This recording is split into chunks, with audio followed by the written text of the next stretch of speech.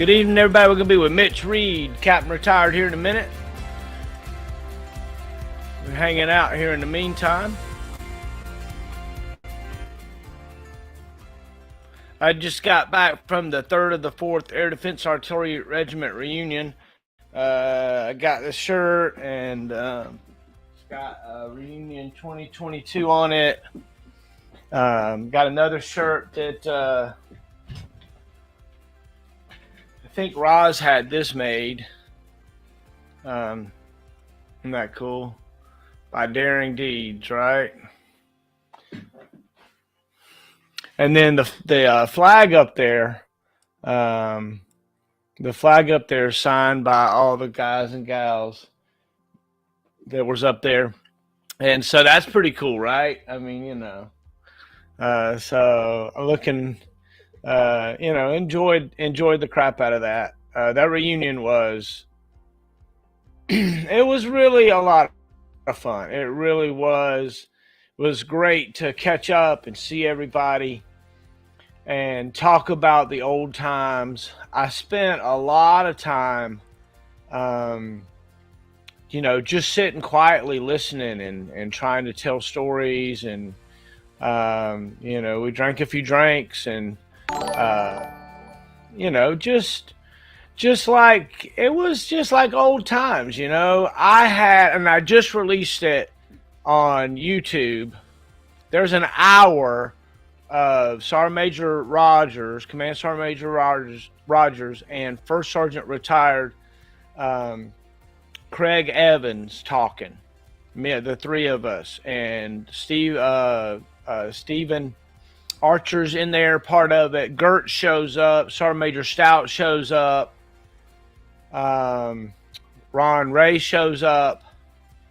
His wife, beautiful wife Tammy, shows up there. I'm missing somebody. Rivera shows up, right? I sat with Rivera and it just didn't click. And then all of a sudden, all of the flood memories just started coming back. And, when you spend some time with people and you're not away, I haven't seen Archer since 93. I haven't seen Gertz since, 96, I guess he retired.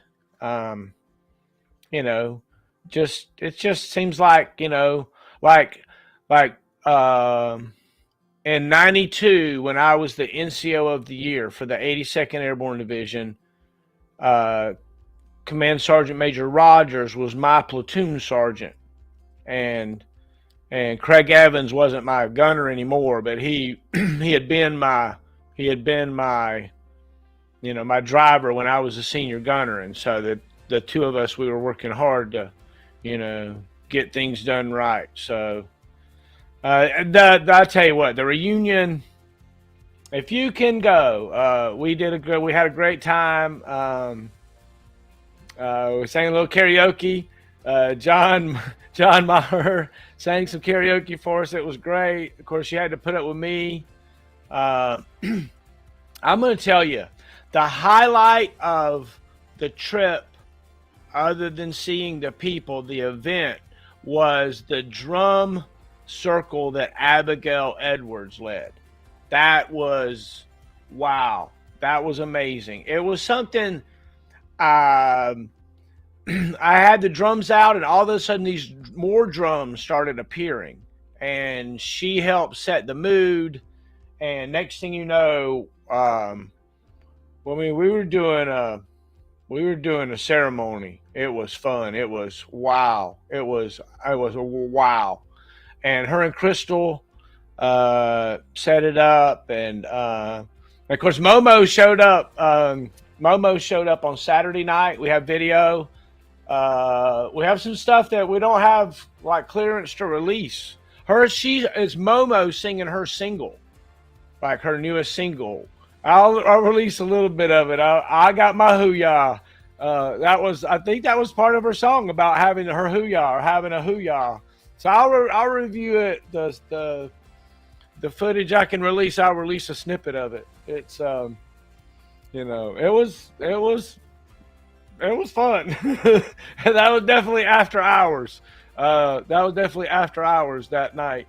And Momo got up and played the guitar for us a little bit. And one of the cool things about Saturday night, somebody, and I don't know who it was.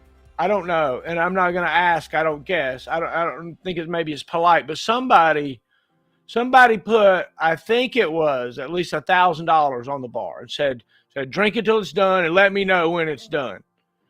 And I know at some point Sergeant Major Stout at with it was prior to midnight, way prior to midnight. He said, all right, boys, I didn't realize this either, but apparently we haven't drank enough.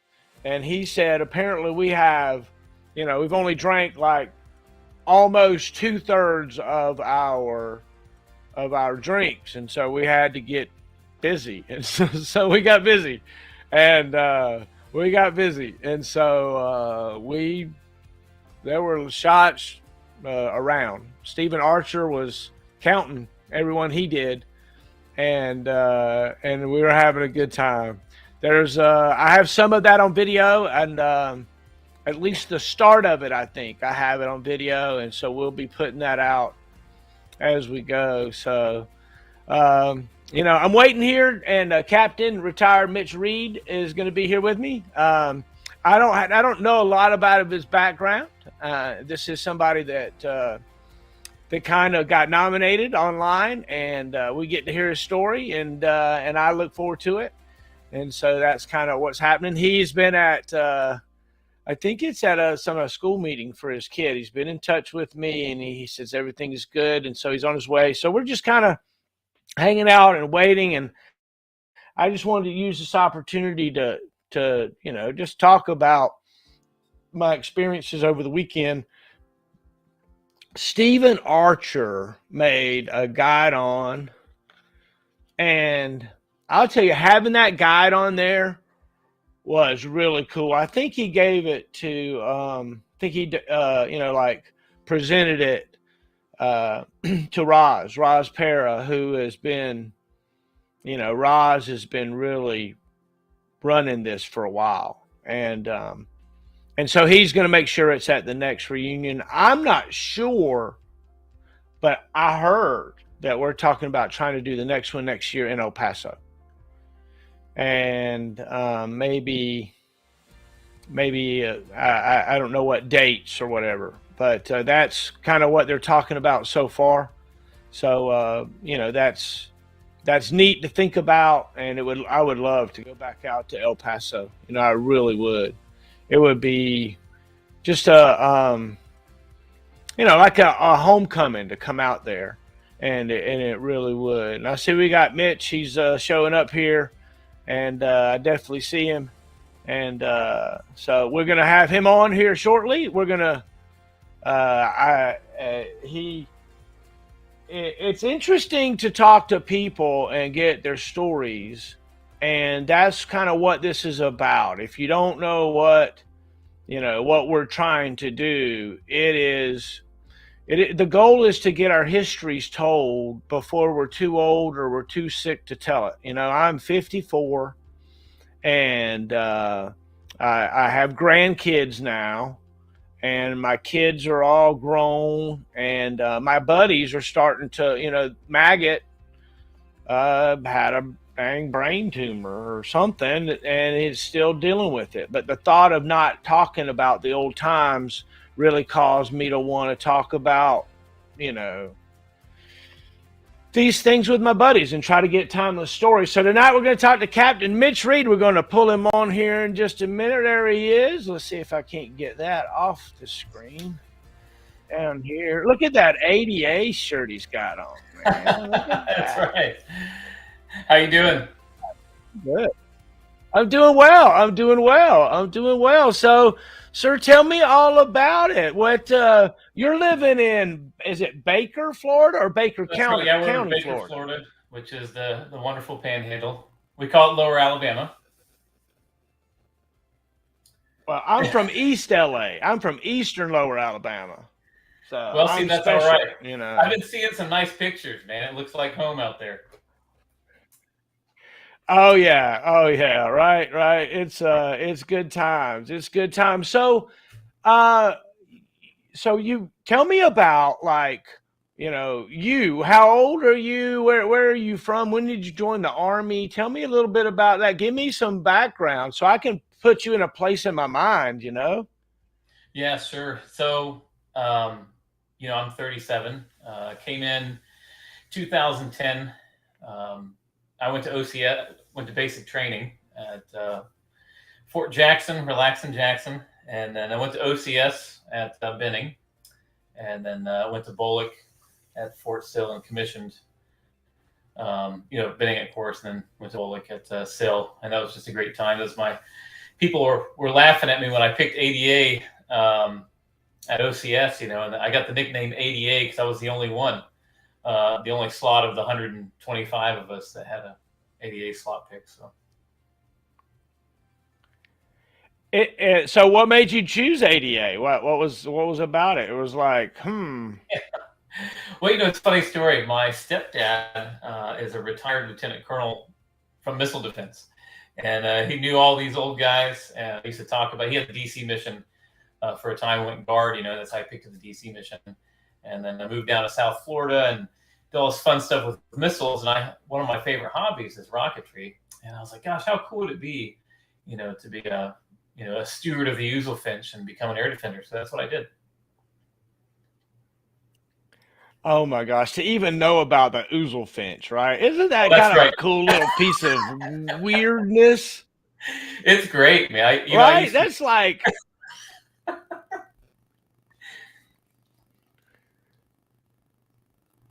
I got at one point I was a officer basic course instructor out at Fort Bliss, Texas, and they gave me a Order of the Ouzel Finch Award, and then listed all the stupid things I'd done over the past 3 years or whatever. Yeah, Gave me all and I, these nicknames. I was known. That, and I think when I was at the commandant's office, I was there for the 50th anniversary of air defense and for the Army, and it was funny because they were like, "Mitch, we know you're a radical Ouzel fan, so why don't you help these LTs write this paper? We'll get this cool coin." I was like, "Man, I love some Ouzel," and I and the general was like, "All right, I like that," and it was just funny. We had such a good time, and to me, it's just part of the lineage, and um, the Ouzel Finch has kind of evolved with the culture, with the defense systems, and to me, it was it made our culture even more rich than it already was. You add the St. Barb's ball into that with the Ouzel Finch, man, you got a nice combination going.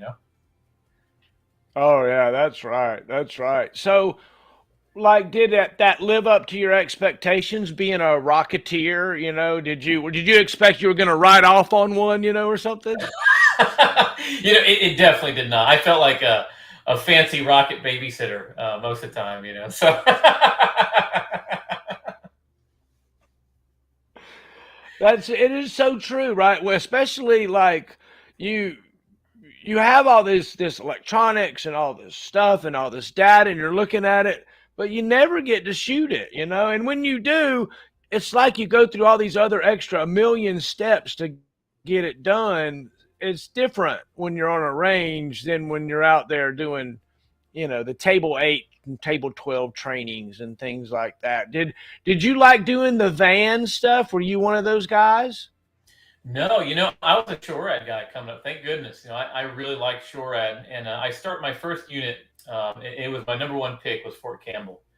So I was, 101st guy through and through. Went in sustainment brigade. It's always kind of a rebel. We were in sustainment brigade, right? Um, but air assault to me, the air assault culture, I absolutely loved it. I felt like it was more relevant than airborne. No offense to airborne guys, right? And I love the HUA that comes with airborne, but air assault to me felt like a very HUA relevant capability. And then I got, I was blessed with the opportunity to go to Pathfinder, and some of my battle buddies went to Pathfinder, and we just had such a good time, setting up sling loads, setting up HLZs, sling loading, all of our Sentinel radars. Actually, I was a Sentinel platoon leader at one point after I was a Avenger platoon leader for a long time, and deployed to Afghanistan with Sentinels, and we were still doing air assault stuff, man. I just loved it. I fell in love with the whole culture, the camaraderie, the unit. It was just before CRAM took over, and I have to tell you, I think CRAM, just the way it's structured, the infrastructure, CRAM, what's required of it, really changed the culture in a way that I'm glad that I left when I did. I think it's perfect timing that I went off to Patriot Land after that. So that's a interesting thing to be and to see that radar in action, right? That radar that you had, the Sentinel radar, that sucker would, I could see a metal toothpick, about a mile away. It was crazy. It was all right, but what I liked about it was how transportable it was. Get a Chinook in there, lift that thing up, and roll with it, man. And next thing you know, you've got a radar that's got capability, and we liked it, and we air assaulted out from a known HLZ there at Campbell out in the middle of nowhere, and set up. We set up our CP and pushed out 5 radars in one movement. It was great. Oh, wow.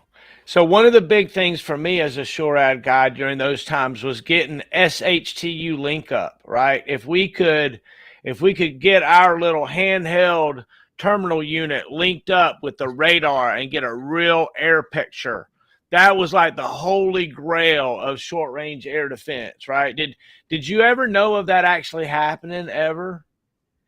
Well, so I saw a full Link 16 up and running out at WTI in Yuma, Arizona, and I was like, "Look at that, man!" And there was one particular NCO. I have to give a hats off to him. He's probably the sole reason we achieved that, man. He's just awesome, um, and that proficiency level. That's something that I started to see the atrophy of skills as I was there, and I realized how important they were for continuity. But thanks to that, we got it, man. It was like a unicorn, though. You would think it was standard operating procedure, but it doesn't happen very much. I mean, Oh, big time. It's like you got SHTU link up and you saw a real air picture. Like one of the things that I always wanted, look, here's what I wanted to be able to do. And it was so frustrating as an operator was I wanted to be able to point at the screen and point at the helicopter and go, ooh, ooh, look, look, look. The helicopter's on the screen and it's flying over my head right now. I never could ever make that. It just never worked out, man. I just like always seeing stuff that was somewhere else. There's a jetliner at 40,000 feet and looking up and trying to see it. I trying to get anything that would make any sense to the soldier in the woods, to give them some kind of a confidence, right? Because look, soldiers don't want to fart around with computers and keyboards. Many of us, that's why we join the Army, is to get away from that stuff. And so that technology was frustrating certain times. It was like, golly, come on. well, I'll tell you, Oh my even gosh. I got medically retired in 2020. I had 10 years in before I had forced to medically retire, and you know, I have to, the technology is still antiquated, and in fact, the charity that I run that's gone global recently as a charity consultant, we leverage gaming and gaming culture for social impact, and that was something that was passionate for me in the service, and I used to try and lightly introduce some of the big picture ideas and strategies that I now teach GOs and world leaders about how to engage people and lead people in a 21st century environment.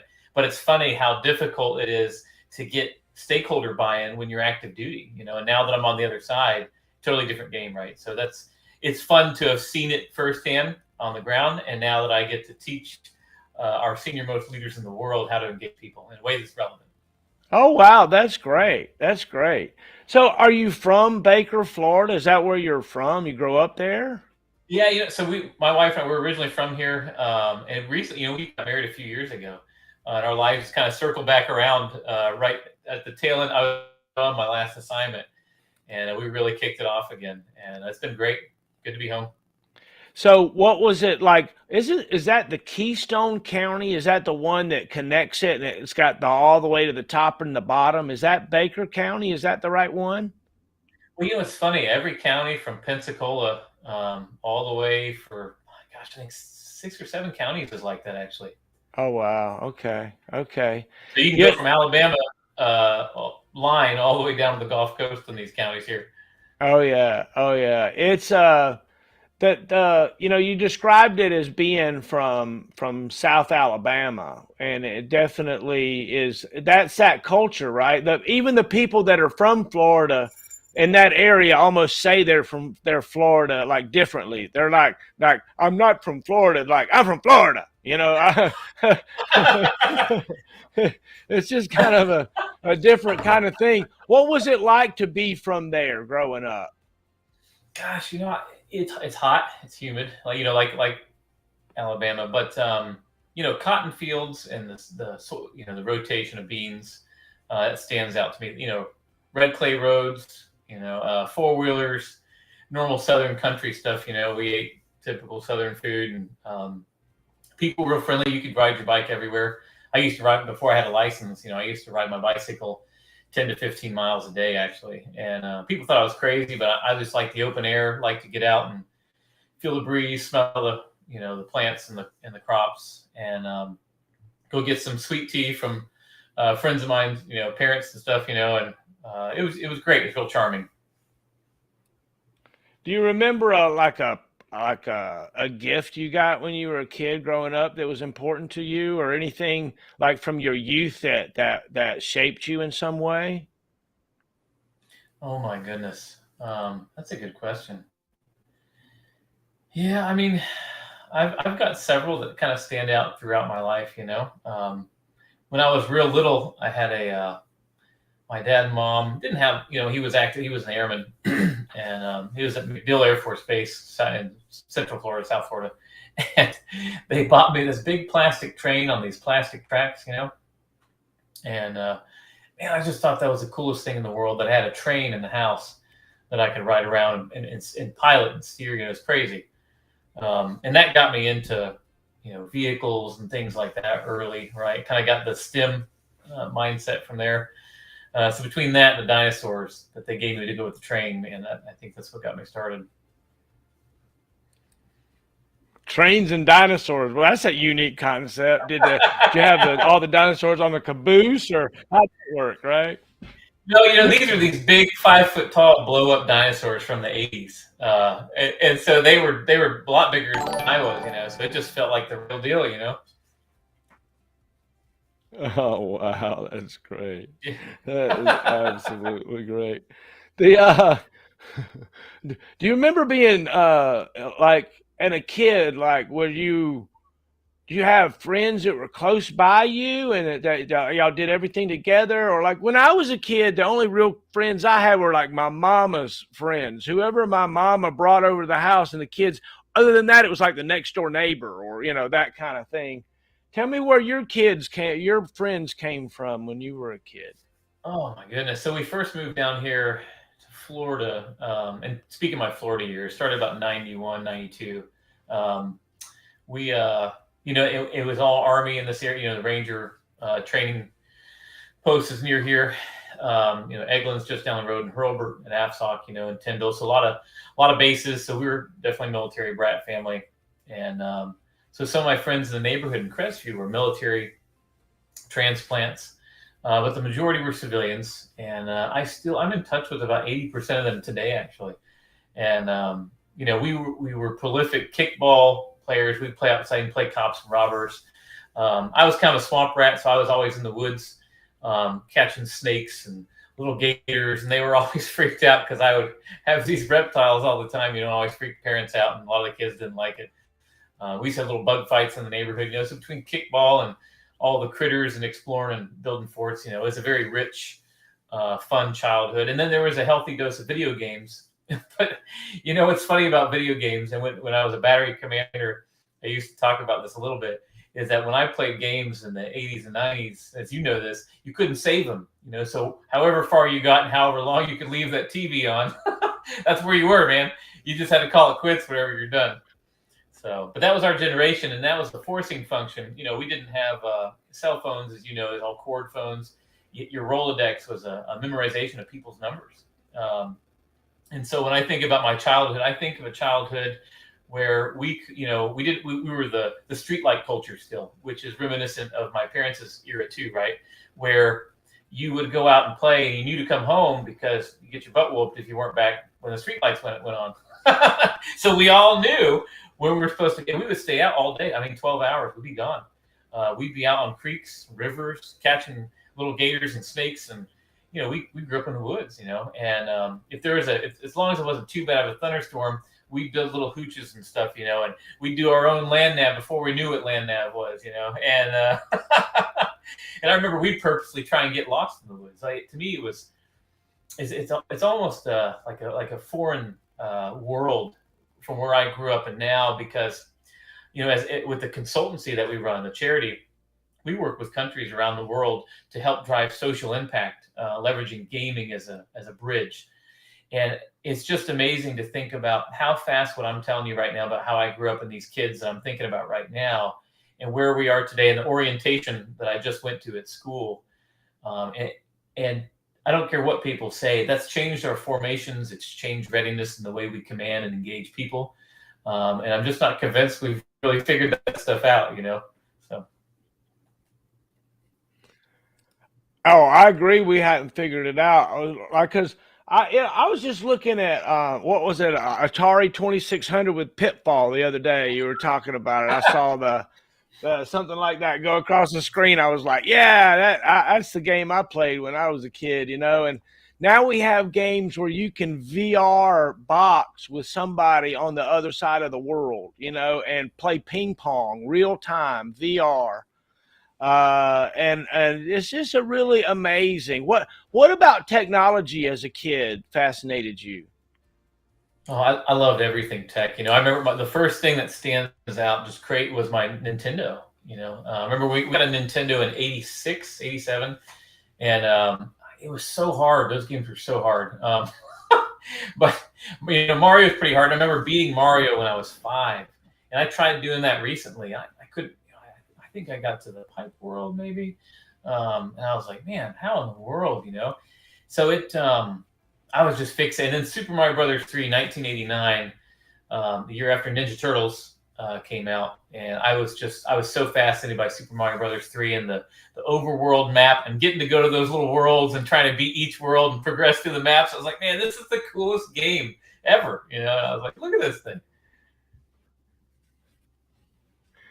To listen at your enthusiasm as you talk about the games and stuff reminds me of the same kind of enthusiasm a certain group of people talk about sports team and stats and things that, like, do you remember back when Pete Rose did this and blah blah blah blah blah. You're remembering those games and the same kind of, like for me, it's like, do you remember when King's Quest 4 came out and it was the 6 floppy disk set? That's my thing. Yeah. Yeah. Oh my gosh. So I had right. My first computer was a Tandy 1000. Holy moly. Exactly. Man, that's tough. I remember playing at Oregon Trail. So in school, when I'm thinking about school, I told my kids, and I felt really old talking about this. We used to play Oregon Trail on the 5.5-inch floppy. And they're like, what is that? And I showed them a picture and they're like, what is that? And I was like, yeah, we used to play our games on this thing, And they couldn't believe it, So, and I said, in the libraries we used to play. We used to use the Dewey Decimal System in the card catalog, and they're like, "What is that?" I was like, "Well, when you misbehaved in school, you had to go organize the library card catalog." That's so true too. That's exactly right. That is exactly right. Yeah. So I was I considered myself a computer geek, and my first computer was a Timex Sinclair 1000 with a little chiclet keyboard, and you had to plug it into a TV, and a cassette deck was the only way you could save anything, right? Was saving it to this cassette deck that we had to rig in. We had to rig somehow into this Radio Shack cassette deck that we had. And I remember the first modem, right? You put your stupid handle of your phone in it. It was a 300 baud modem. Then we went to 2400 and 14.4 and 28.8 and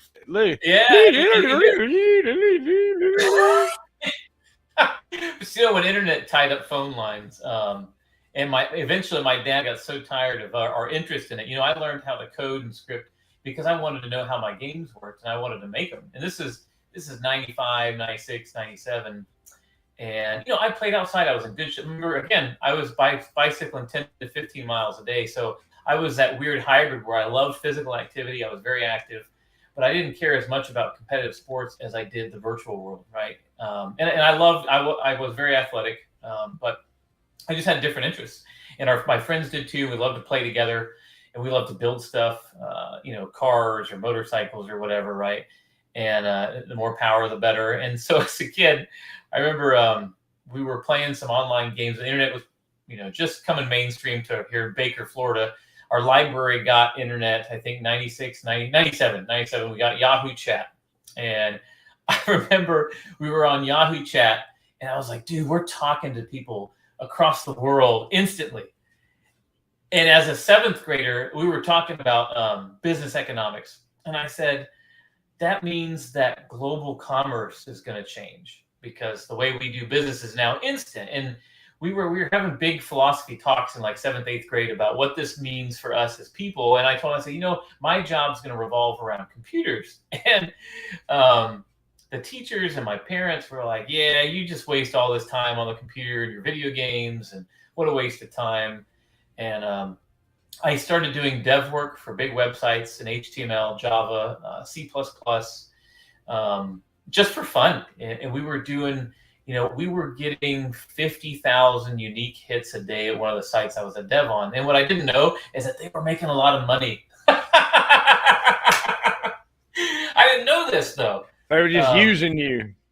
Yeah, it was child labor. It was it was Wild Wild West in the mid '90s, and I didn't know this, And then I played online games because I was fascinated by how fast you could unite people no one knew my real age, and I was a prolific reader, and so my vocabulary looked like an adult. I just wasn't as mature as an adult, even though I could type like one. And I enrolled in every business and typing course I could get my hands on at school, and everything was a competition, a learning competition. And so I started off just as terrible of a typer as anybody that doesn't know what they're doing. I think my first typing test in seventh grade was like 15 words a minute. It was atrocious, like 15 words a minute or something, And I told the teacher, I was like, by the end of the year, I'm going to type as fast as you. And he was typing 65 to 70 words a minute, And I think I made it to 55, 60 words a minute the first year. But then by the end of the third year of business classes, I was typing out and testing with 0 errors at 125 words a minute as a freshman. And it didn't that's stop. Smoking, man. Smoking.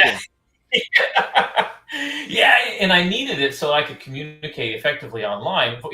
Dial-up was too slow to do voice, so typing in MUDs, these old games called MUDs, multi-user dungeons, right? Multi-user dungeons. And you could type commands and play this immersive text-based world. And that was the first MMOs before EverQuest took off, And so, but the faster you could type and the faster you could talk, the more efficient you were online. And I realized once you hit the 120 to 150 range, it was very, very sufficient. In fact, most people just weren't there. So I was able to do a lot. I was able to code a little bit and make some graphics. And next thing you know, I had this whole portfolio of things I could do, and my world started to open up. And my parents were so disconnected; they had no idea that I had created a guild with over 500 people as a 13-year-old. So I had 500 people I was managing at 13 years old, and I didn't think about it then, but looking back and later in the Army, I was effectively maneuvering and planning and governing a body of 500 people to complete complex objectives. And that was my first dose of real leadership, was in a digital space. So I think that there's, I personally think there's 4 worlds. There's like what we would consider like the real world. Then you've got like maybe your dream world, which also includes like daydreams in a way.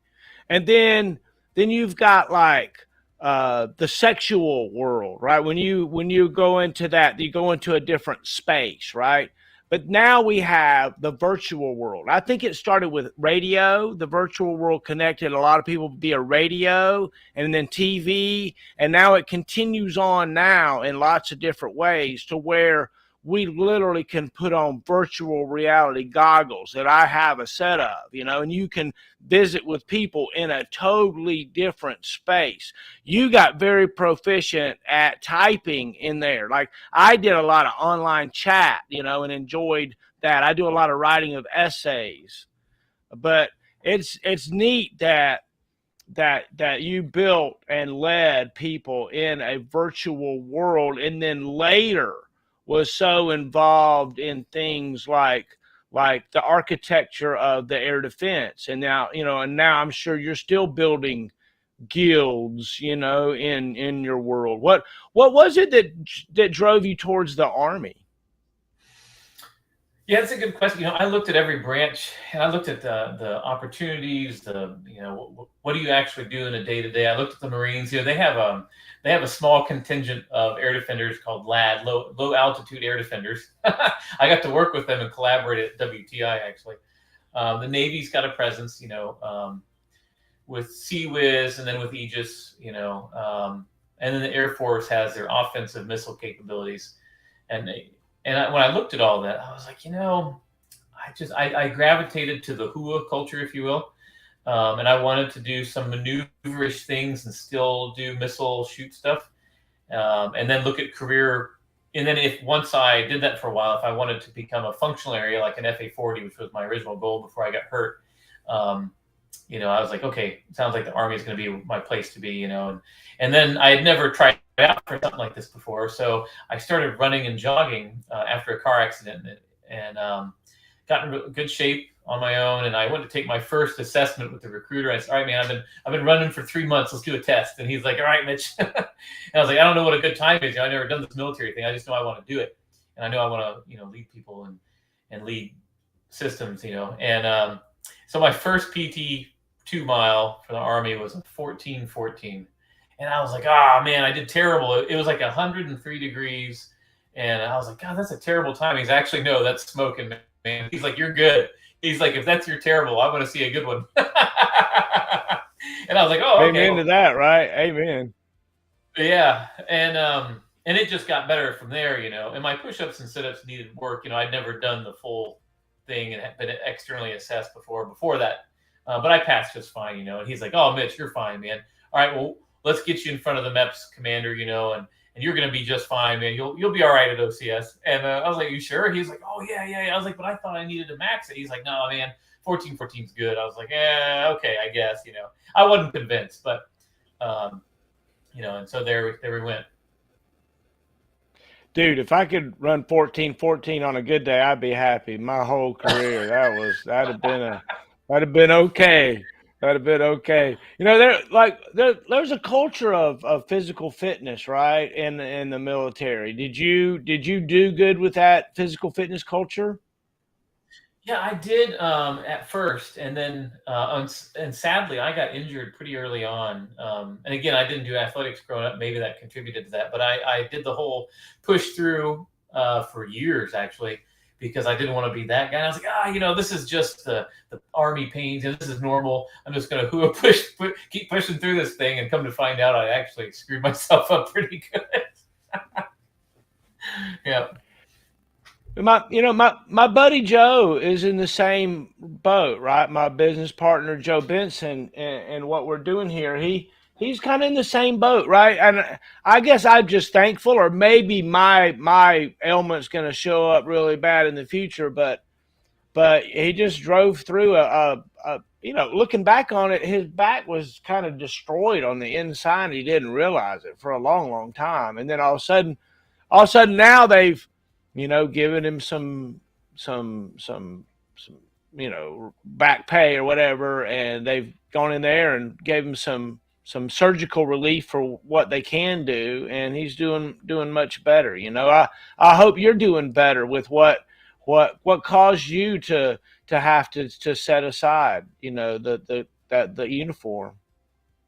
Yeah, no, I appreciate that. It was interesting. I went through all kinds of challenges, but I think that was that was the one when the doc told me, he's like, "Hey man, how long you plan on staying in?" I was like, "What do you mean?" Because I was fixing to get looked at and pick up major, and he was like, "Yeah, man, it's not going to happen." I mean, I was like, "Oh man, that's terrible." I was like, "Well, I guess I've heard of worse."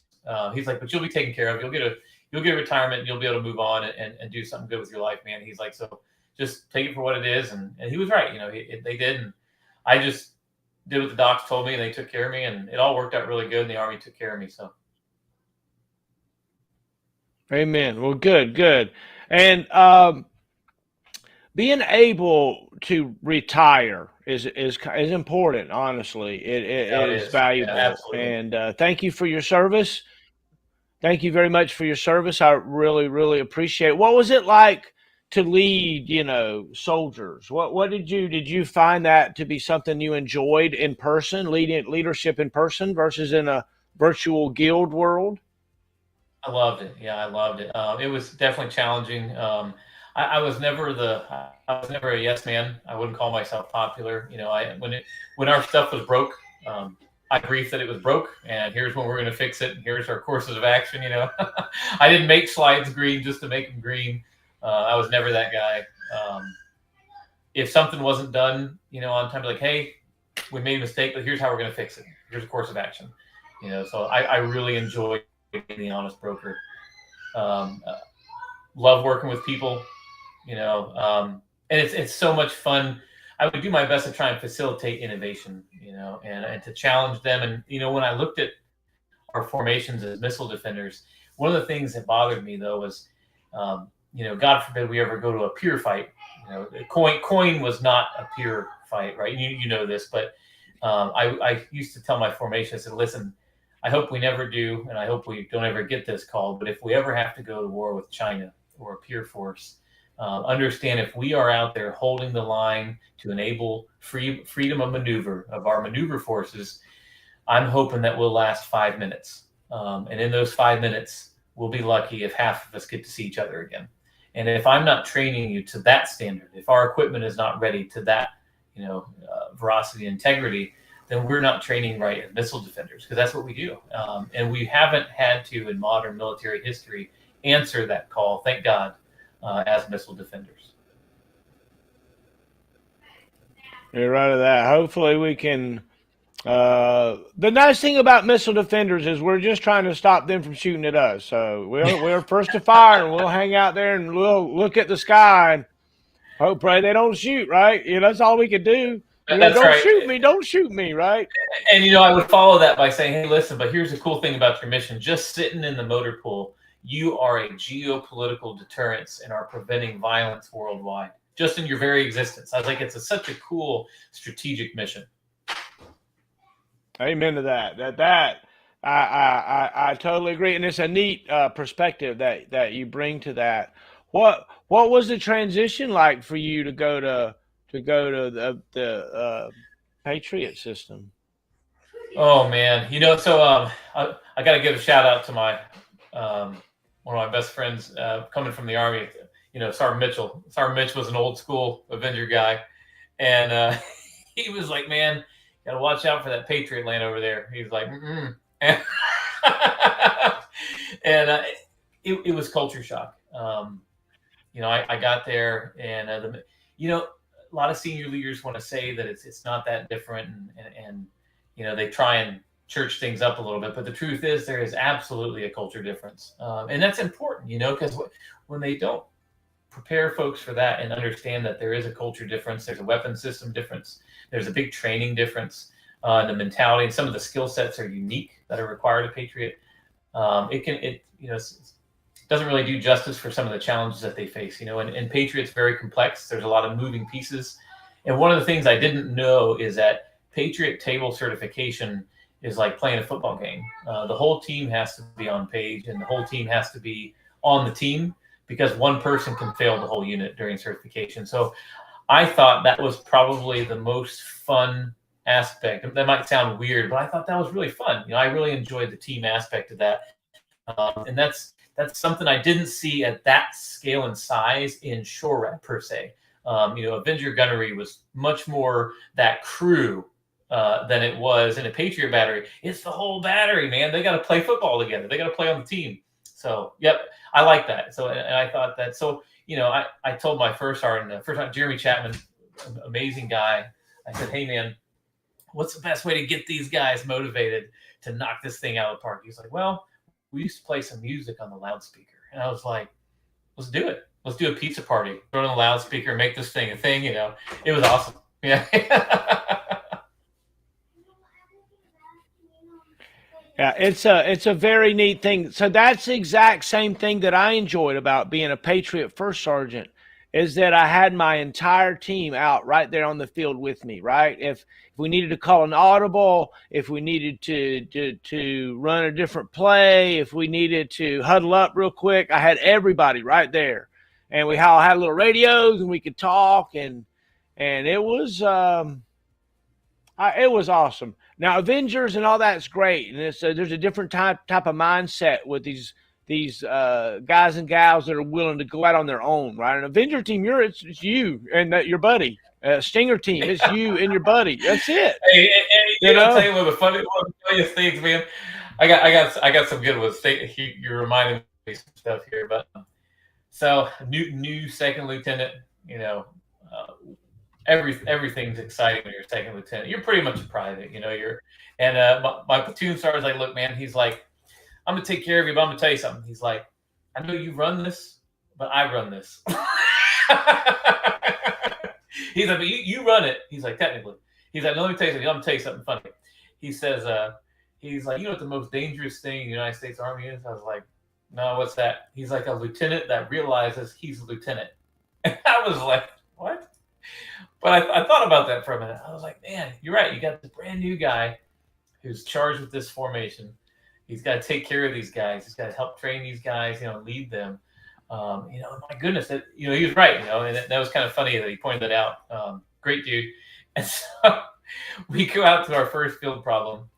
And one of the things that I didn't see in Patriot that I saw in SHORAD that I really missed and liked was SHORAD was our 244 rather. They were still big about stealing the guidons, right? And some people from the outside or maneuver or back in the day, I'm sure you guys probably did some of that too in your generation, but the amount of camaraderie that built, some of the skills that were developed tactically during those flag capture operations, even though they weren't official operations, some of those skill sets that those soldiers were developing tactically could potentially keep them alive someday in a real environment, and you think about it, it's silly, it's goofy, it's just a game, but my goodness, it was so much fun, and they were developing some important skills, and they were building camaraderie. So I think that in our modern military, we're starting to lose some of what really made our military strong and resilient and ready. It's interesting that you talk about like some of those, I don't know, silly games, but we would put op orders together for fishing tournaments, right? Yeah. We would have JRT fishing tournaments with op orders, but we would play shenanigans against other units sometimes, and sometimes we took it a little bit too far.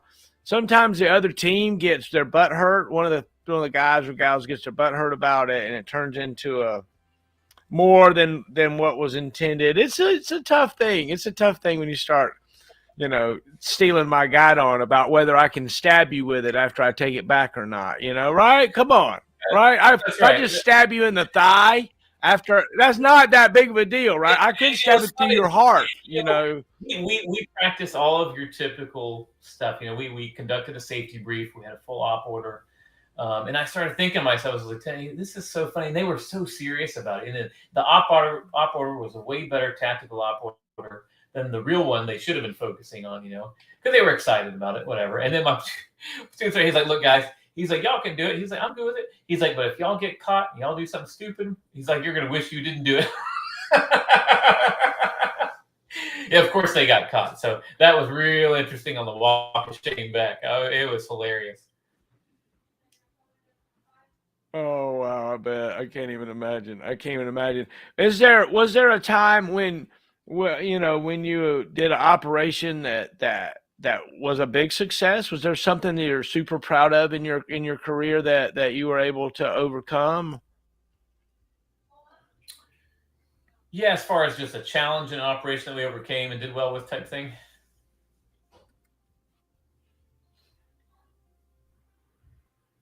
Yeah, absolutely. Yeah, I don't know if it was a challenge per se as it was just a unit function that was challenging, right? And so what stands out to me off the bat is so our battalion commander, retired Colonel Gerald Galajan, he he had we were our brigade sustainment brigade at Campbell was participating in a Mungadai. Did you ever do a Mungadai? I missed out on that. You didn't do a Mungadai. Okay, so like all the leaders go to the field to learn basic tactics and things like that. So you've got your E7, E6s and above, basically going to the field, running squad lanes, doing a shoot on the move, doing a overnight air assault and a 12-mile ruck back the next day, and then you do a shoot on the move at the end of that long overnight ruck, right? So it's so they decided that we were doing all this training and training up, getting eaten by bugs, ticks, and everything else, and all kinds of silly normal field stuff at Campbell, right? And we were kind of freaked out because the Lone Star tick, little did we realize, causes a red meat allergy, and we were way more afraid of that than we were Lyme disease, by the way.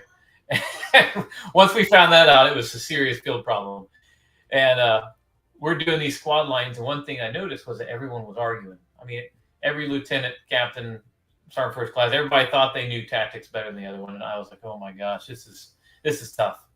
Well, the colonel comes up to me and he says, hey man, Mitch, you're going to lead the overnight mission. And I was like, oh man, that's terrible. I'm brand new lieutenant, and I'm like, I've got to lead all these guys that have been fighting them the whole time, So they take us in a Chinook for the overnight mission, and they flew around, did some funny maneuvers, kind of disorient people, so we don't know where we're at, and they drop us off on an HLZ. And we knew we had to capture a couple objectives, and it was tense getting started, and but they were kind of getting hyped up. It was gonna be a long night, and about half the people there, you had your finance folks, EG, and support people, folks that really didn't like field stuff. Now they're going to do a 12+ mile ruck overnight, and then a shoot on the move in the morning. And we're going to be fighting throughout the night too, by the way, and no roads because it's got to be tactical. And I'll never forget, we're pushing off this HLZ, and we're touching ground probably about, oh man, it must have been 21:30, something like that, So we push pull security, bird takes off, and I'm like, man, this is going to be serious. And we push off in the wood line, and I'm highly allergic to poison ivy. And as I'm running in the wood line, I'm in good shape at this point, and I'm running the wood line, got my full kit on and bags and everything and weapon, and something slaps me in the face, and I turn around. It's a poison ivy vine. And I'm like, we just got started, man. It's going to be a long night. So we get in the woods a little ways, and this other LT next to me, one of the other platoon leaders, she's about 5 foot, literally 5 foot. She's walking behind me, and I kind of positioned myself almost in the front, but not quite, so I could see the formation. We were walking in a file, super thick foliage, spread out a little bit, in case we get ambushed. And and I've got my, my RTOs right by me, and I got my point man in front of me to navigate. And I look behind me, and she disappears, and she's like, "Ugh," and she's gone. And I'm like, oh my God, somebody just captured. We just got started. We already got to capture. And what happened was she fell into a sinkhole. We're talking like 7 or 8 feet where the sinkhole just gone. And I'm like, oh my gosh, this is terrible. So we're pulling her out of the sinkhole. We're already grumbling, people are mad. She's mad. Everybody's mad. And I would say maybe 2 hours into this, some radio checks, everything's super quiet. We're kind of wondering like if there's even objectives out there, and we take freaking contact, and the backup radio guy loses the radio in the woods. So that was exciting. So we lost a radio a couple hours in, missed our hit time on the objective, forgot that we had I can't TRP, target reference points, already established on those places. If we would have used those, we would have knocked those guys out within seconds. We didn't even think to use our TRPs. Lost the radio. Finally found the radio. Had to do a creek crossing. People started almost got in a fist fight over the creek crossing. And then it's like more hours later, 2 or 3 in the morning, and we're marching still. Missed the second objective just because we were late, and apparently the Op 4 had left. So we went there. There was nobody there. We're like, dude, there wasn't anything here. So I look behind me, and half the people are asleep marching, like literally asleep walking. And I'm like, oh, these folks are done, you know.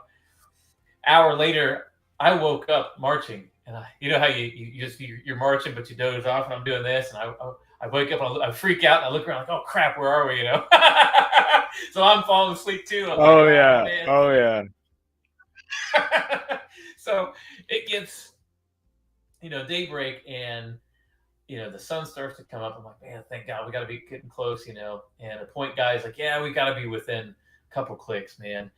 And finally, we do the shoot on the move, and it was sloppy, but we did it. No, and it was live rounds. I mean, it's a real shoot on the move, and then we did our AAR, and I was like, and the colonel was like, Mitch, he's like, you actually did a really good job, and I was like, no, I did freaking terrible. Like, that was awful. But he said, look, he's like, you had very little food. It was all night. People didn't want to listen, but you still found directions. You found your objectives. He's like, yeah, you maintained command and control, and ultimately you did the mission, and nobody got hurt, and you did a good job doing that. And I was like, okay, all right, I guess so. But I look back now at that, even as miserable it was, and I was like, gosh, I learned so much that night about myself, and those people that we were with. And then we look back now as one of our favorite memories that most of us hated that night. So really good. Mungadai ended up being a good memory, but at the time, oh my goodness.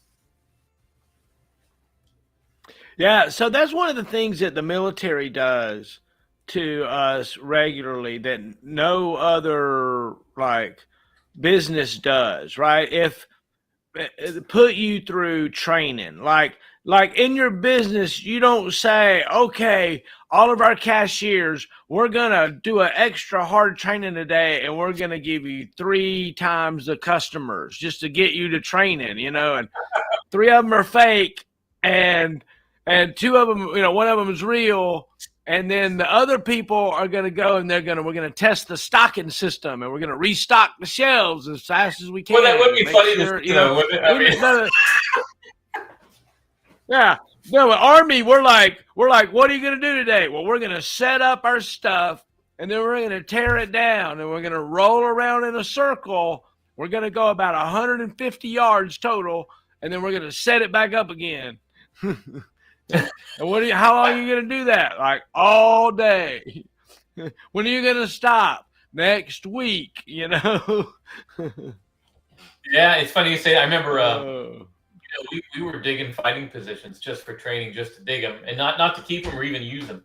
I was like, what in the world? Hey, but look, let me tell you something. There's a lot of value in that, in my opinion. A lot of value in, digging a hole. There's value in having dug a hole, because if you haven't ever dig a foxhole, it's daunting, right? It's daunting to dig your own foxhole. It's like when you get it done, you're like, I just dug my own friggin' grave. Just kill me and friggin' throw me in it and bury me now, right? I'll tell you something. So we had a guy. He was a sergeant, and he literally had never used the shovel to dig a hole more than a couple inches, I think, before. And he grabbed it backwards and started trying to dig. And I was like, is that a thing? And so I had to really refrain my mind, because I was just, and I was an officer, so I was like, should I intervene, or is that the NCO? And then the NCOs around him weren't helping him. And I was like, what are y'all doing? So I had to walk over there, and it's like, hey man, let me see that shovel real quick. Let me show you something. And I grew up in the country, so I couldn't have the country in me came out, and the LT. I was like, screw it, I'm hopping in here. I'm digging a trench, man. So I started digging the fox. I was like, look, man, let's do this together. I'm gonna dig this one time. I'm gonna hop in here. I'm gonna dig it with you, man. I was like, no big deal. You've never done it before. I was like, but I have dug a lot of holes. And he's like, well, how long it's gonna take? I was like, no, this will take me 30 minutes, and we're gonna have a 6-foot hole in 30 minutes. He's like, no way, dude. We had a 7-foot hole with a sump. Hey, there's something about understanding the technique of how to dig, and the only way you learn it is by practice. Nobody can tell you. You gotta be shown a little bit, but you gotta dig a few holes. But and the reason that's important is because when it hits the fan, you're gonna want to dig a hole. You're gonna want to get as low as you now, can. that guy can dig now. He couldn't dig then, but he can dig now. Amen. So, was there any, like, you kind of talked about your field problem that you went on and you led a group of people. Did did did we maybe talk about lost lieutenant kind of things, or maybe we haven't talked about your Avenger deployment? Did look, you deployed to war, right, with a group of SHORAD soldiers? Is that right? Yeah, so I deployed on the operation, for Sentinel mission. It was a Sentinel mission in RC East. I took a Sentinel platoon downrange, and we fell under headquarters, 101st. And it was just a phenomenal mission. We had multiple locations throughout eastern Afghanistan. It was just the coolest mission. I had multiple compounds, I had equipment, I had people, and I got to fly around all over RC East. And what was crazy is that my footprint of places I was able to go because of our airspace deconfliction mission was almost the same size as the 2-star general's footprint. So it was just a lot of freedom for a first lieutenant in Afghanistan to maneuver and, just battlefield circulation and look at the big picture of airspace deconfliction and tie into, the strategic division mission. That is awesome. So, did you find yourself ever at any time where you were like helping someone that was injured, or maybe even firing your weapon, or find yourself in the kill zone? Yeah, no. So ROE didn't permit us to return any fire because we had the ability to escape. There was a lot of V-bids and rocket attacks, mortars, stuff like that. So that was always interesting. We did end up helping folks, just for initial first aid, cuts, nicks, scrapes, that type of stuff that had some fairly close calls and stuff. I'll tell you, what's funny about all this, though, is that my brother was deployed over there at the same time. And one of the closest calls I had with an IDF was while we were just hanging out together at Bagram, actually, of all places. And we were going down to the Green Bean Coffee. We took a gator. The command had approved to spend a couple hours together. He was in 82nd Airborne. I was in 101st. He had been out on mission, had actually just had to kill a few folks, and was really struggling to out process that because some of them were teenagers, and it was really bothering him. And so we were talking about, and he was out processing. And our mission, coincidentally, was supporting my brother on the ground by deconflicting the airspace so that he could get the CAS in. In fact, we troubleshot a radar, and that helped bump the timeline so they could get CAS support one time. And just phenomenal synergy. I call it my rendezvous with destiny, was supporting him. And it was just a wonderful thought and things that we were able to do for each other. And so we're on our way to Green Bean Coffee, and we had these stupid PT belts on, which is just retarded. And we had a stupid hat on, and had our full kit with full 210 rap basic load on us, and just thought it was the dumbest thing to have a PT belt on. And we were just laughing about that in our gator and on our way to get some Green Bean Coffee, and the alarms go off, and I was like, all right, the alarms, and we'll have to call accountability in a second. Man, I'll be damned if those things didn't hit super close. And we started cracking up. Usually when people's ears are ringing and something hits close, they freak out and take cover. We started dying laughing until we cried. Those stupid guys are trying to take our dang coffee, man. Like, what a bunch of turds. Isn't it wild? Isn't it wild how you make everything like that very personal? It's like, that son of a brick wants to keep me from getting coffee. Who is that, right? Why? I look back on that moment, and the stuff's flying in hot. You can hear the flight motor hitting over us, and shrapnel pieces flying around. And, dude, we're just cracking up, laughing, and having a good time, and enjoying each other's company. So. Oh, that's great. That's great. So, what was it like to be deployed with your brother and have your brother in the military at the same time? How did that come? God, it made me nervous. Probably the scariest thing I've ever seen in my life.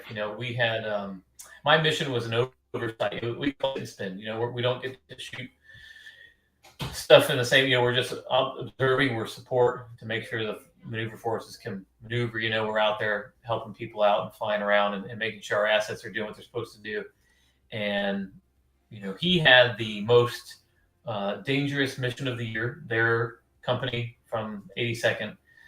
They were the only regular Army company doing perimeter patrols in locations. And because of our situational awareness, I physically was watching him on mission sometimes because they were the show. And you could tell who he was because he was the shortest guy in his platoon, in his whole company, actually. And they called him Mighty Mouse. He's a forward observer. They did a special on him. Combat Camera it's called Death from Above. You can YouTube it from 2013 to 14. Great special, worth a watch. He did a great job. He's very good FO, and he's also JFO qualified. And he was out there doing his thing one night, and we got a report that things weren't going well. Some guys got shot, and he was rendering. He was holding the guy's neck, and I could see it on camera. And I was like, "Oh my God, they're pinned down," and they were having a difficult time getting CAS support. And they were trying to get him out in a medevac. And I remember my brother watching him on the ISR feeds, thinking of myself, my God, we're just, not that far apart, and there's nothing I can do. And we're in the same freaking country together, and all I can do is sit here and watch it on this feed, And, I watched him and get kind of emotional thinking about it. But I remember watching him pick up a base plate and a mortar tube, and he hauled that dude out. Those things are heavy for a little short dude, and he gets up out of the wadi, out of cover, because they lost fire superiority. And I'm just watching this, just like, oh my God, man. And the guy that got hit was a platoon sergeant, and he did die. They lost their platoon sergeant, and my brother laid down with that mortar tube, and I'll be darned if that thing didn't hit their, the enemy's position square on. It was incredible. And he did it all manually, just freaking gave it to him. I was so proud of him. And God, it was scary.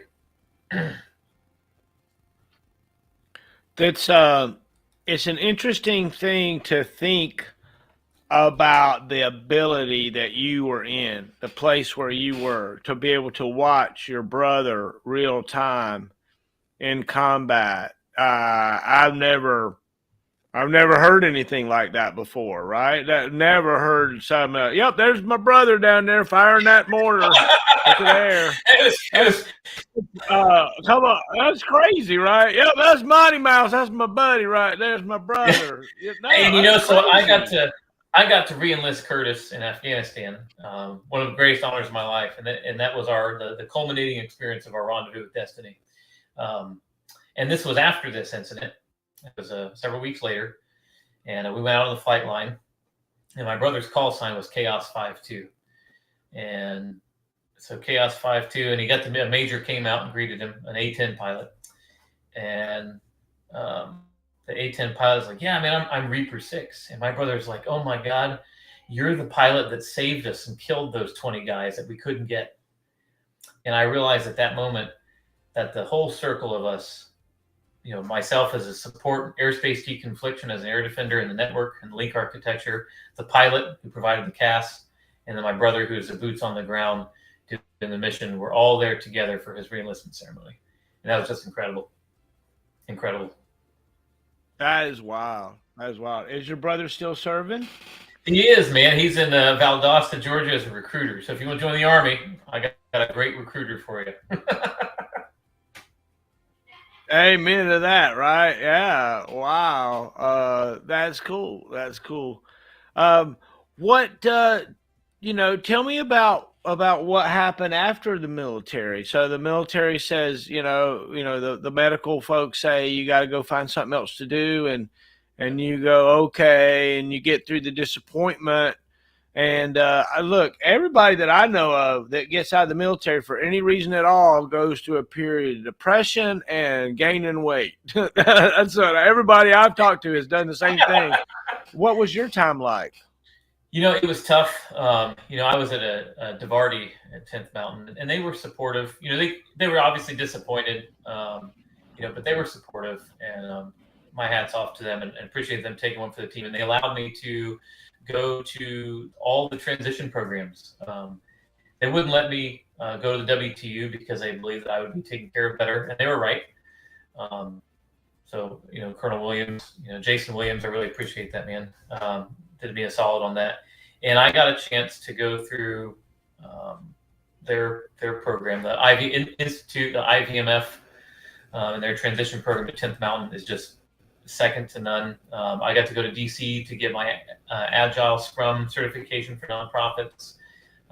Met a whole bunch of like-minded folks, built a network, and realized that I was finishing my master's degree too at the same time, and I started to get excited because they allowed me to just focus on me for a little over 6 months, and I really needed that. I think without that and without their support, I think that transition would have been really terrible. But Fort Drum was beautiful. I love the Adirondacks, so the mountains were healing for me, and I went to the mountains. I did the river thing. I took my space, and they gave it to me, and they allowed me a little bit of freedom to enjoy that on my way out. I did my out processing, did the full transition program, got to do some professional training, and then realized that I have a knack for entrepreneur things, and now we're off and running. So what is it that you're doing? Tell me about your off and running stuff. It's obvious that you're kind of excited about it, and it sounds like very, very deserved, right? Yeah, thank you. I appreciate that. So my first step was just a little stability to help give a boost. So I looked at, I took a mentorship through American Corporate Partners. That is just a phenomenal program. So if folks that are transitioning haven't done that, they pair you up with any, Fortune 50, Fortune 500 folks that you want, that they can get you whatever level of, person that you want to be with. So if you're going the C-suite track or middle management or project manager, whatever, whether it's Disney or Raytheon, in my case, it was Disney, they pair you with someone as a mentor, and that set me apart for sure. And that was great. But I started off looking at corporate jobs, and I actually walked away from really big salary corporate positions, did really well selling myself and my potential as a person.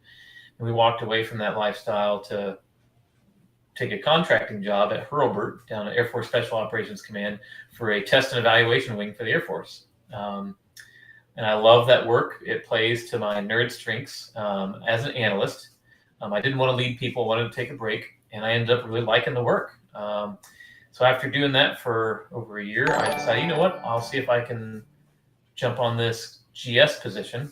So now I am a government civilian as an ops analyst for a test and evaluation squadron for the Air Force. And that's what I do for money. And then outside of that, I've also got a small farm here in North Florida. We're going to be focused on garlic and then leveraging gaming and gaming culture to market our farm and teach folks how to have sustainable living in tech and integrate it all together. So we're really excited about our farm. We got some acreage out here, built a house. And then I also run a charity that operate, we are the only strategic charity consultant in the world that leverages gaming and gaming culture for global social impact. To date, we've had a positive social impact in almost 30 countries and 23 languages. Congratulations. That is really cool. So what do you use, a particular game, or is it a platform, or is it just an attitude? How does this work? Yeah, so we operate as a typical consultancy firm, actually. So whether you want to increase the ROI of your business, as long as we can tie that to our mission of positive social impact, we can do that. We can show people how to drive engagement, We can teach people how to lead and engage people in a way that's relevant in a 21st century operational environment. We have a cyber task force. So, if we can leverage gaming culture or gaming in general for social impact, we have a cyber task force that can do a full compliance audit and checklist. We have 34 consultants now on our volunteer base. So we've grown a lot. We do everything from project management, strategic consulting and planning and development, all the way to, we did a SWOT analysis recently for a $50 million company to help drive their social impact programs and their reach. We're also looking at career technical education in STEM in schools and setting up STEM accredited gaming labs that help address trade skill deficits, the healthcare crisis and other workforce challenges by increasing engagement and then mapping those career skills back, working with credible organizations to do it, not just nationwide, but worldwide. So we've got a lot of high-level strategic briefs. We're also working with Military Gaming League, some Department of Defense folks and general officers. We worked with some senators and congressmen and folks at the Hill about what does community in the 21st century look at. And if you're looking for those answers, we are the leading consultancy on the planet right now for that. Wow. Well, just so you know, I'm real good at Sim City. Okay, so if you need the planner, I'm good at it. I know where to put the little block. Let's go, man. We'll use it. I know that stuff. Yeah. And I just buy me all the upgrades, and then I'll do it. I'll take care of your Sim City needs. I love it. Yeah. So at the end of the day, what all that means that I just said is community. We focus on helping people and enabling leaders. So we've been focused working with mayors and commissioners and superintendents, especially because that's our bread and butter at the grassroots level. Is how do you build community in a meaningful, lasting manner that's relevant. And gaming culture just so happens to have a lot of keys to help people get there. I love it. It's very exciting, actually. And it's neat that it goes, all the way back to your, Nintendo roots days and incorporates your military stuff and then, and then shoots out forward. And so I watched my children form, not gaming guilds, but they had little guilds that they would rewrite stories, rewrite books. Sure, they had this whole series of books, and they would rewrite the endings to it and different things. And it was really neat to see the community that they built, in a similar time frame.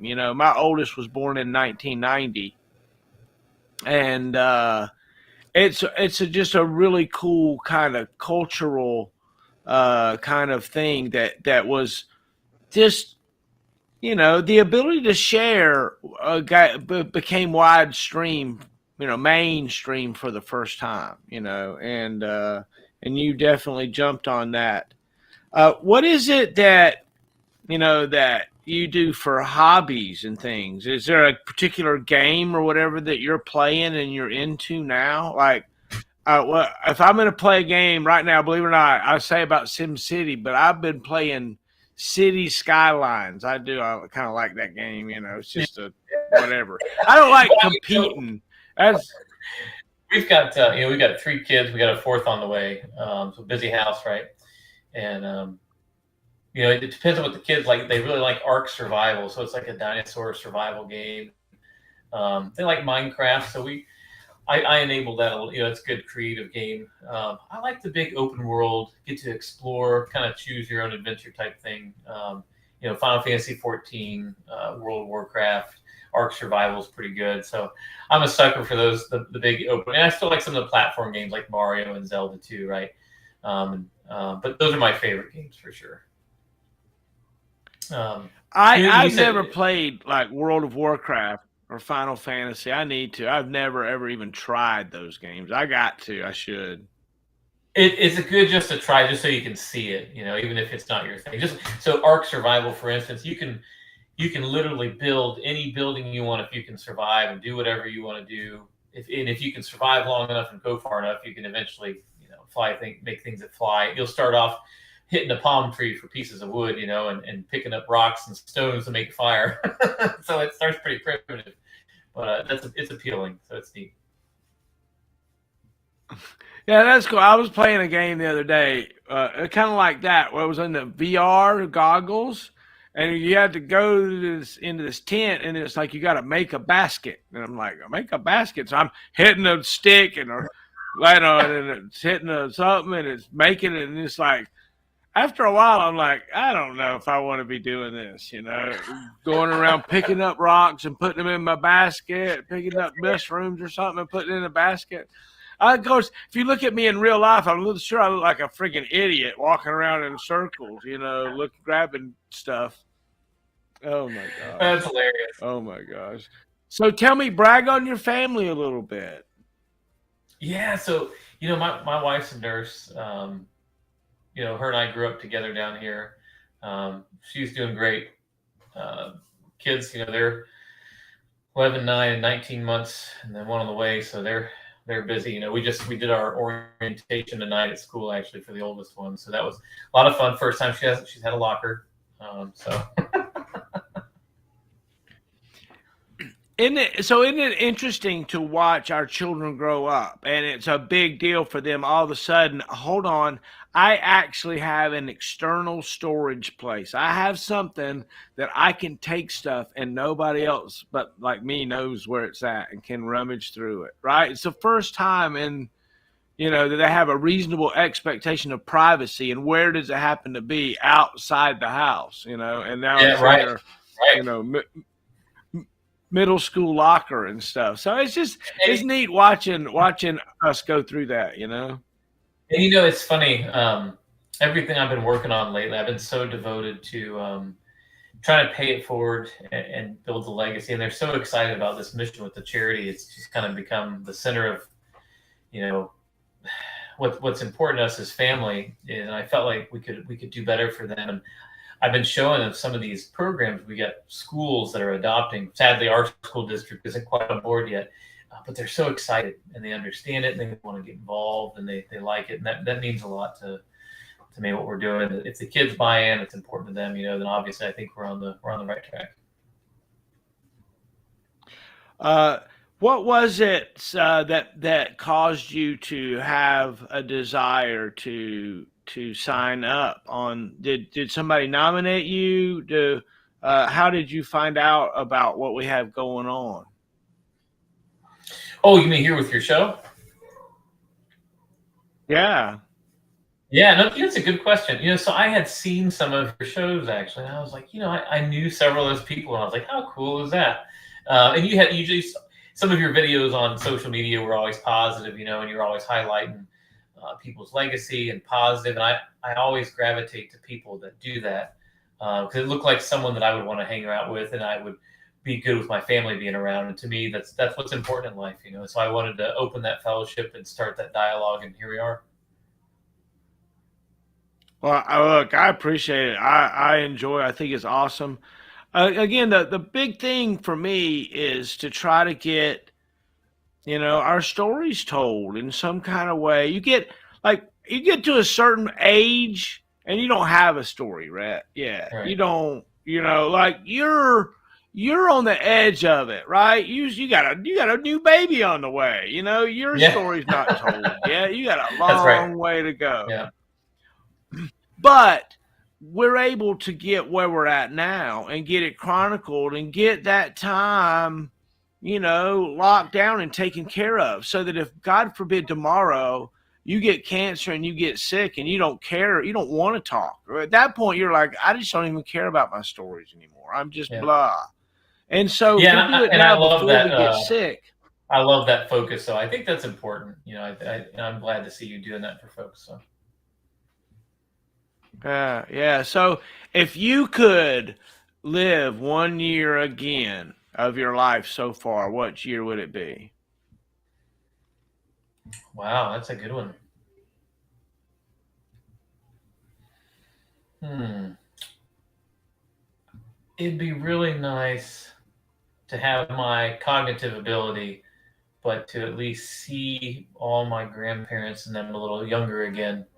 To go and do some funny stuff with them, because I remember them fondly being into roller coasters and doing all those things, and thank God they're still around. But any one of those years would be fun just to go back when they were a little younger.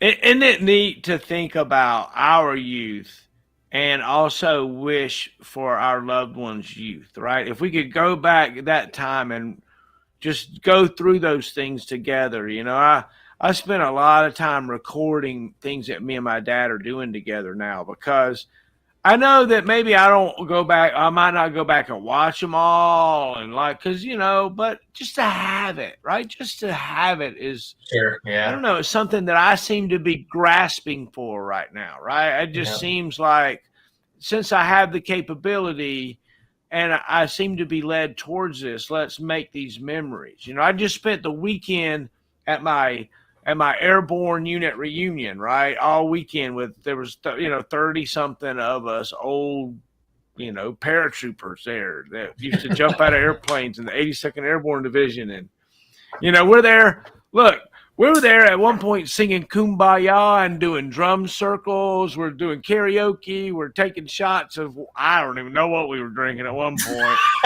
uh, you know, just having a great time, and just telling those old stories, right? My first soldier was there. One of my most beloved platoon sergeants ever was there. I we got to listen to Command Sergeant Major Rogers, who was the branch CSM, and my platoon sergeant talk to Craig Evans, who's the current, he works up at DA and kind of runs the branch management part of it. And he was my first private, And Oh, so funny. Yeah. to just sit around and talk about those guys and, where they're at today, and still involved in all that, right? Craig Evans, my private, is still involved at the highest levels of the air defense branch. He's the assignments manager, Right. and it's just really a really neat thing. Do you have people from the military that influenced you that were big mentors to you? Do you have some folks you can remember? Oh yeah. I mean, there's quite a few. I mean, I really enjoyed, Colonel Galodgen mentored me early on.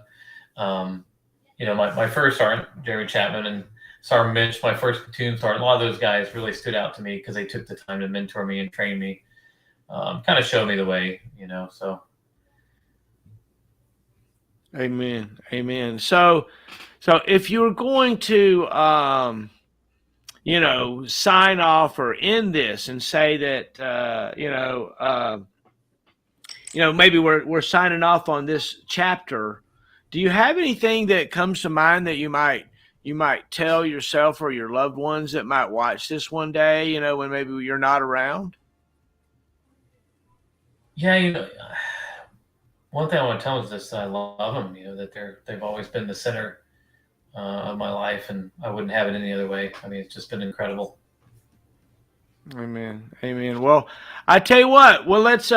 Many times I have folks ask them maybe to call their unit to attention and then sign out. I was wondering maybe if you could think about, maybe back when you were a battery commander, you might want to call your unit to attention. You might not. You might just give us a salute and sign out for us, and we'll call it an evening. Does that sound good?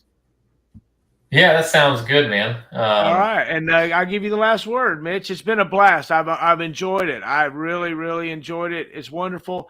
We're gonna one of the things that we're doing, and Joe and I are, sponsoring you, but we'll get the coin with the serial number, and then the thumb drive that's got our interview on it, and the box, and it'll probably be a few.